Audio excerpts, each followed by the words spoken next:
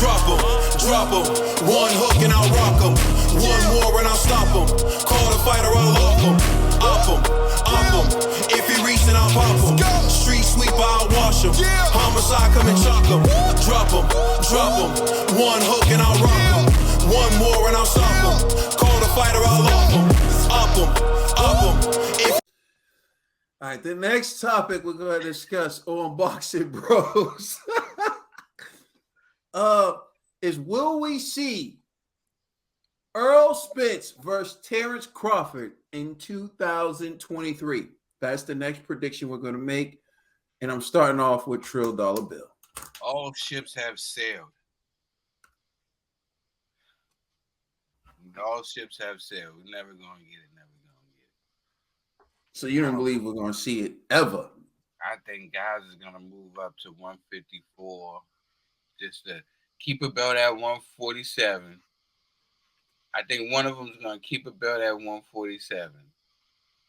But, go up to 154 just to try it out against like a name or somebody. And then, come back there and probably defend the title or relinquish it and then try to fight for a secondary title at 154. Earl probably gonna fight Thurman, and after that, maybe go up to 154 after the other and try to get one of the belts relinquished after, Charlo goes to 160. Yeah, but no, I don't see this happening in 2023. I think all ships have sailed. Maybe in 2024 at 154. All right. G.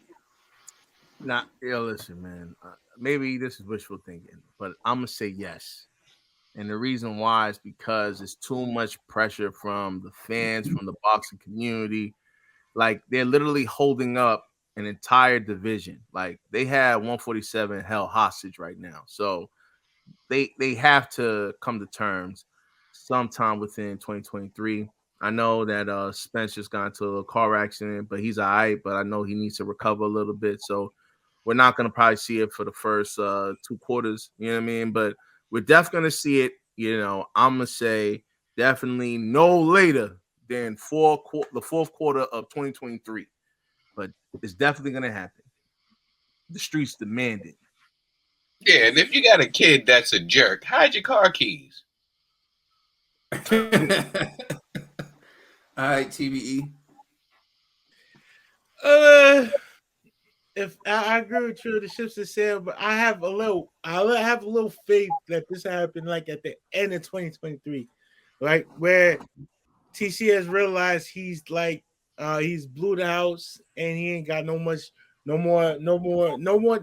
left to back him, and he can't realize he's finally coming to realization this is the fight he needs to like at least go home with a happy payday, because it's sad at this point, like, with the lawsuits, the glove gate, with all this thing under your name, and now you're trying to like, who are you gonna fight? I just want to say, TC, if you don't fight Spence, who are you gonna fight next?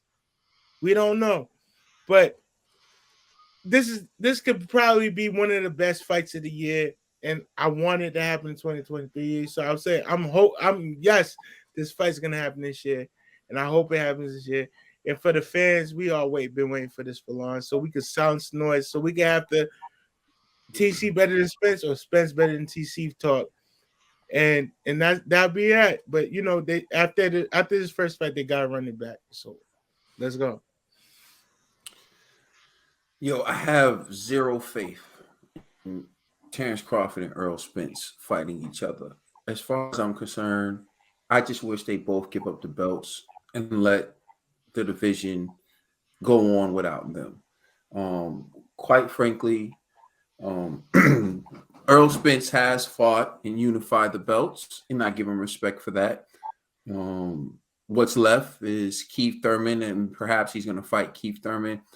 Terrence Crawford has been following a formula his last 3 fights that I can remember, which is call out Earl and fight a European welterweight. It's been his formula the last 3 fights. He called out Earl. He fought Amir. He called out Earl. He fought what's his name? Kell Brook. Oh, then he was ordered to fight Sean Porter. Remember, he didn't give Sean Porter a fight. He was ordered to fight Sean Porter. So he had to fight Sean Porter, else he was going to lose his belt. Then he called out Avanesian, and then he acted like he was going to fight Earl. Then he fought Avanesian. So I don't know. You know, I get TC has a lot of fans, and they're ride or die. But remember, I never claimed that I was a TC fan. I'm a fan of boxing. I support boxing and fights that I want to see.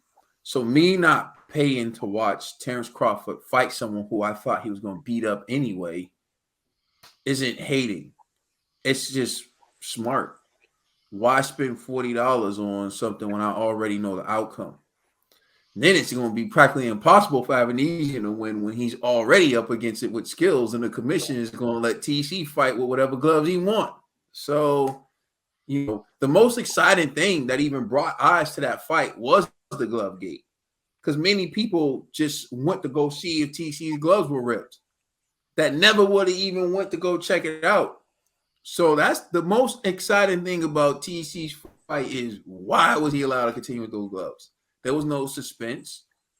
And then let's get to Earl Spence. Earl at least has been taking on guys with name recognition and with belts. So you got to give him that. But if he's going to fight Keith one-time Thurman, that better be on regular TV. If that fight's on pay-per-view, then once again, we're talking about me not ordering a fight because I don't want to see him fight Keith Thurman anyway. So I'm not going to order that pay-per-view. Now, if Earl Spence moves up to 154 and he tests the waters, that fight needs to be on regular TV. Again, I don't care about fights that these two are in unless they're fighting Jerome Boots Ennis, unless they're fighting Virgil Ortiz, or unless they're fighting each other. Otherwise, I do not care who they're fighting. But I guarantee you, next year, Terrence Crawford won't fight Jerome Boots Ennis, and he won't fight Virgil Ortiz. Forget about Earl Spence. I guarantee you next year, Terrence Crawford is going to make it seem like he wants to fight Earl Spence, but the opponent he ends up facing is a guy who's fixing to retire, our European level fighter. He won't fight a real threat, right?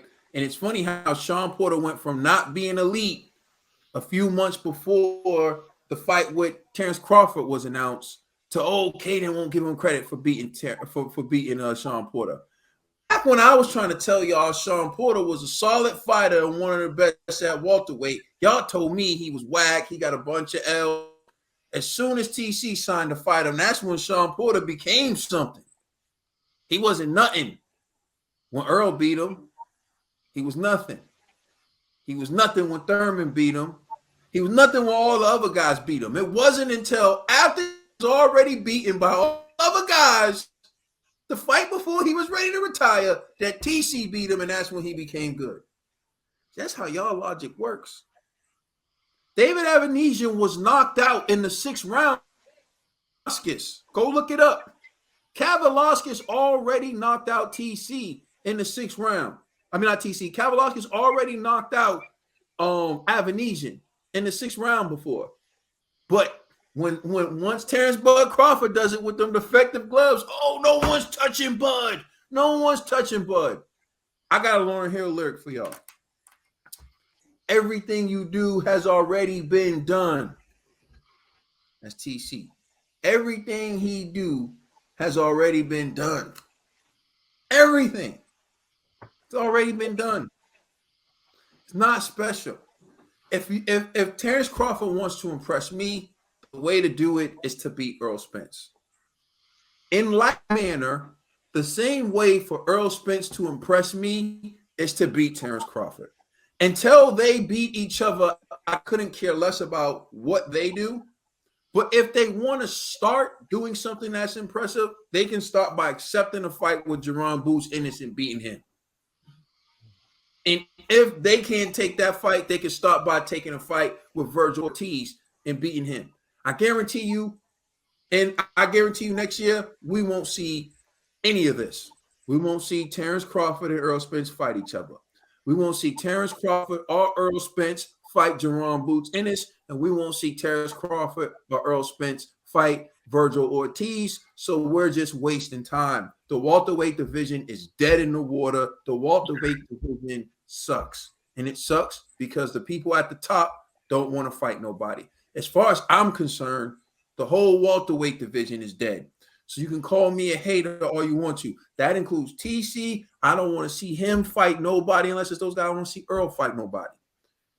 I will watch Jerome Boots Ennis and I will watch Virgil Ortiz, though. But those guys with the belts, they're just placeholders. They're just space holders. They're just taking up space and wasting everybody's time. So as far as I'm concerned, they're not going to fight each other next year. I believe they'll move up before they fight each other. And everybody who's wasting their energy, you know, y'all doing it for no reason. They're laughing at y'all. Earl don't seem too devastated about the fact he's not fighting TC. TC doesn't seem too devastated about the fact he's not fighting Earl. They're laughing at all y'all who come at me for calling out the BS. I call out the BS and then I get attacked by both sides while they're laughing at you, just taking your money. Meanwhile, y'all ain't nothing but some meat packers. And that's what it is. Let us know how you feel in the comment section. Please like and subscribe. Check us out on Instagram and Twitter. And please check out our podcast on all major streaming services.